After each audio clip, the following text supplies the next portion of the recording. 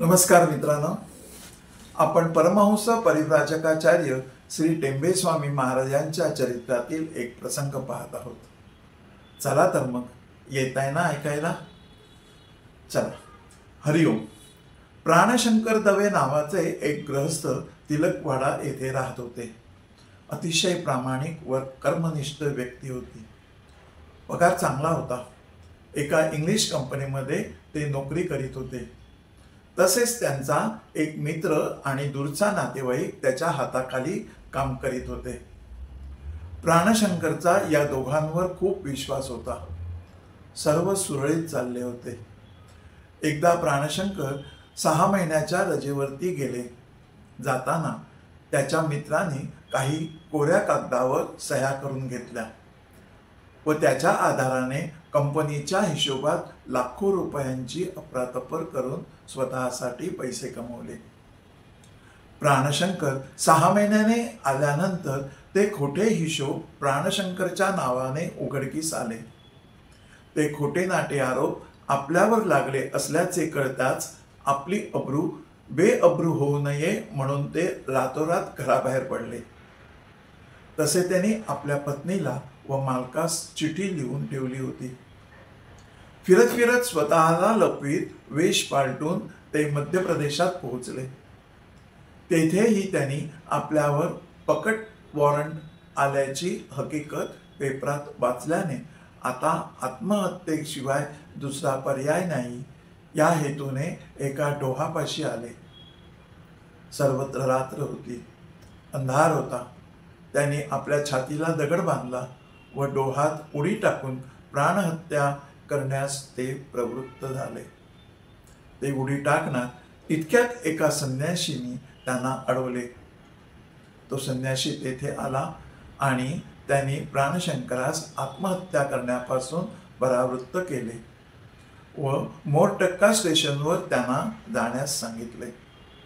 त्या संन्याशावर विश्वास ठेवून ते मोरटक्का स्टेशनवर आले. तेथे त्यांनी पाहिले तर आपल्या मित्रास पोलिसांच्या तावडीत बांधून घेतलेले आहे असे पाहताच आपण निर्दोष आहोत हे मालकाला कळले असावे असे निश्चिंत वाटून तो निश्चिंतपणे स्टेशनवरती फिरत राहिला. बैरागी अवस्थेत सुद्धा त्याच्या मालकाने त्याला तिथे ओळखले व प्राणशंकर यांना येऊन त्यांनी मिठी मारली.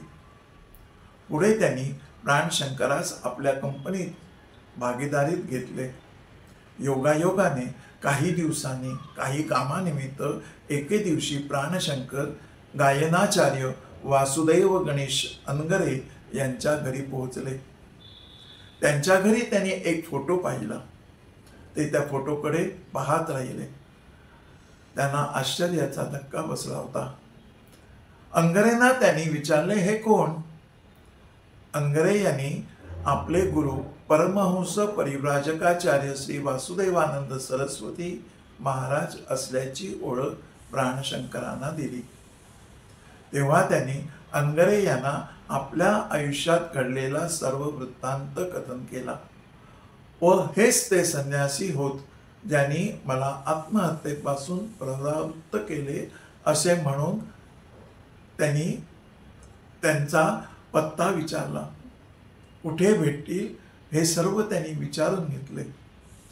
त्यांच्या दर्शनाची तळमळ प्राणशंकरांना लागली होती. पुढे ते महाराजांच्या दर्शनासही गेले. महाराजांनीही त्यांना आशीर्वाद देऊन निरोप दिला. हा एक प्रसंग झाला. काही गंमतही नाही.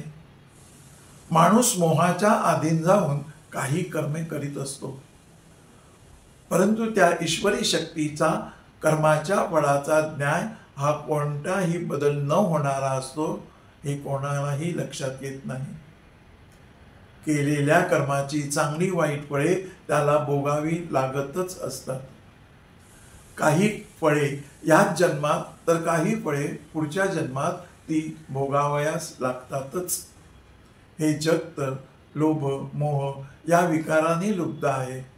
तेथे विश्वासू मित्राची बंधनही टिकून राहत नाहीत, कारण प्रत्येकात शंका कुशंका दडलेल्या आहेत. परंतु एक लक्षात ठेवले पाहिजे, मनुष्य समोर येणारी अनुकूलता आणि प्रतिकूलता परिस्थिती ही मूळ प्रारब्धाच्या भूमिकेवरच आलेली असते. हा ईश्वराघरचा न्याय आहे. जसे करावे तसे भरावे. पहा, सूर्य तर प्रकाशमान असतोच, पण एखाद्या घराची दारे खिडक्या बंद करून जर कोणी खोलीत बसला तर प्रकाश नक्की कसा येईल? ती व्यक्तीच बाहेर उजेड असूनही अंधारातच असते. उपदेश थोडा वेळापुरता तात्पुरता मनाला विरंगुळा आणणारा असतो, कारण सांगणारा आणि ऐकणारा दोघांची परिस्थिती सच्च्या प्राप्तीसाठी इच्छुक नसते. आत्माभिमुख सत्प्रवृत्तीच्या व्यक्तीला व्यवहार दृष्टिकोन सगळे वेगवेगळे असते. तो जगाच्या प्रतिकूल पण आत्मप्राप्तीसाठी अनुकूल असतो. परंतु सर्वत्र स्वार्थ आणि अहंकार असल्याने तो त्यात भरडलाही जातो. परंतु या भरडण्यातही तो आनंदित असतो. तोच खरा साधक होऊ शकतो.